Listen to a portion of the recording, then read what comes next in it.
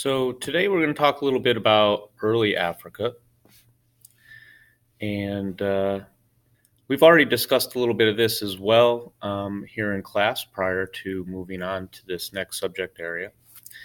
Um, we've also discussed a little bit about why Africa is a bit of a mystery and the fact that for a very long period of time there was really no exploration of Africa. Part of that has to do a lot with travel and trade during the time period. Although Africa is closer to Europe than a lot of other places, the African continent was relatively thought to be barren, that there really wasn't a lot there, that it was mostly just animals and tribal peoples, and that there wasn't any wealth to be gained by exploring Africa. What trade did take place took place along the coastlines, and a lot of tribes benefited from that. But for the most part, we as a people really didn't know that much about Africa, primarily because things like the writing that was not deciphered, or there were writing systems that really weren't understood. There were spoken languages that were not understood. A lot of various wars throughout both the 17th, 18th, and 19th centuries destroyed a lot of the areas and didn't allow for archaeologists or historians or anthropologists to have access to a lot of that information. Due to that lack of archaeological findings, we were just simply unable to put together some kind of idea or concept of what the African interior in particular was all about. Lastly, the geography, and we've discussed this already when we talked about geography, the idea that the geography of the region is varied. In places you have large deserts and you have large rainforests and jungled areas that make it very difficult for people to gain access. So not having the access is really going to prevent you from having a clear understanding of what Africa, the people, the societies, and their cultures are all about. Let's move on a little bit to these pre-colonial African kingdoms that you've already studied a little bit in class with the African kingdom charts that you've completed. This will just be a quick overview of what these kingdoms are a little bit about. So we'll start a little bit in the East African kingdoms. If you look at this map here, so this is an older map, and it outlines a little bit about how Europeans in particular viewed Africa. It's a pretty accurate map, and it's got some minor divisions into it here where you can see different groups existed that they were aware of. But even with this information, there really wasn't a drive on the Europeans to try to gain access to a lot of this information.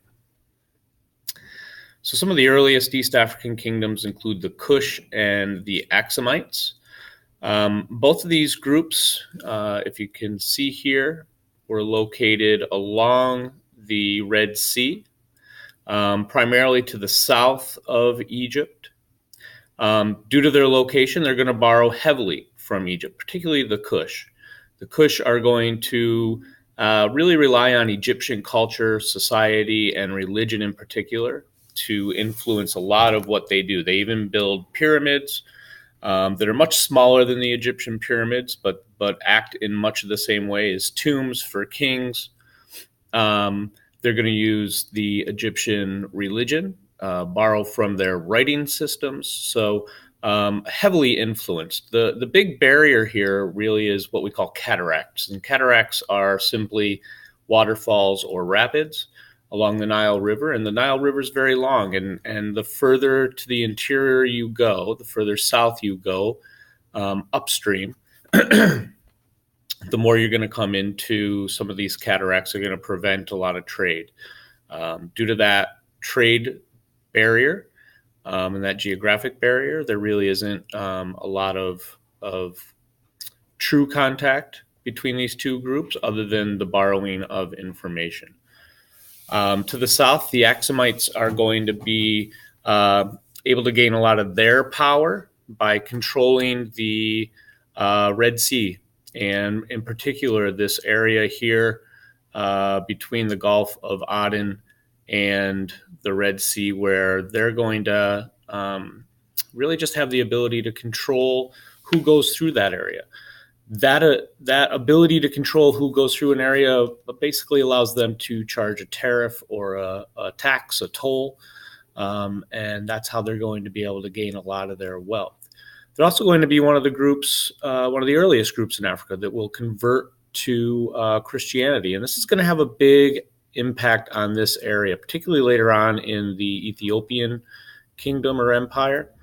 To this day, much of the Ethiopian, the remnants of the Ethiopian empire have had a strong control over not just Christianity in Africa, but also Christianity in places like the Caribbean and in particular in Jamaica.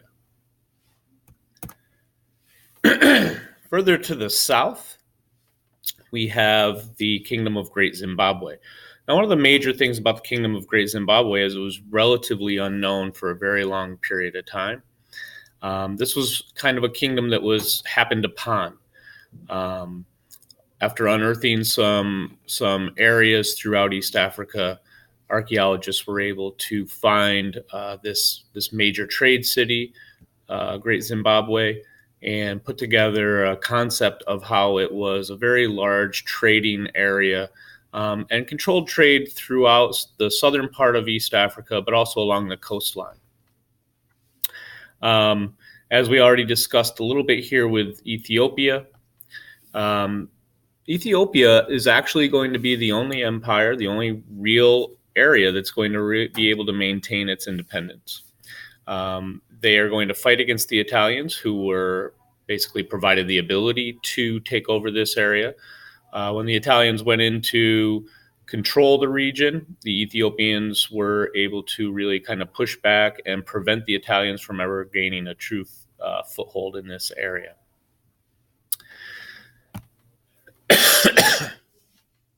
What I'd like you to do at this time is I want you to take a minute and just pause this video. I'm going to continue talking, but I want you to pause the video and I want you to answer this question in the margins of your note packet.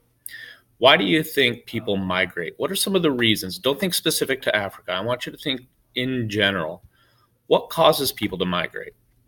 If you want to look at the American experience, use your knowledge about that. You can utilize that. I mean, we have a long history of migration to and from this country, but primarily to this country, and we're facing some current event issues with our southern border and migration. So take a couple of minutes to think about why people migrate, and I want you to list those reasons in the margins, and I'll review those a little bit later on, and we'll discuss them in class.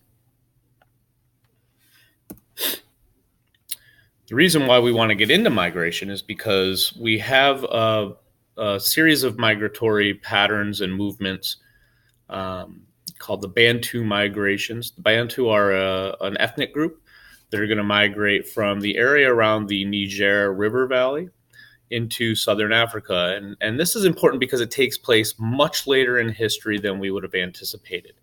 As we know, the area around Lake Victoria and Lake Malawi is where human societies or human beings really start to develop in this region. But what we later find out is that much of that development leads to migrations to the north.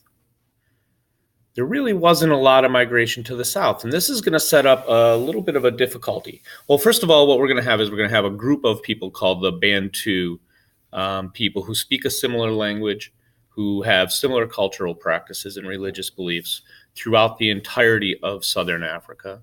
But what we also have is a lack of population throughout southern Africa, and that's going to lead to some problems or questionable issues when we talk about colonialism in this area and the conflicts between white South Africans and black South Africans that becomes a major issue throughout this region.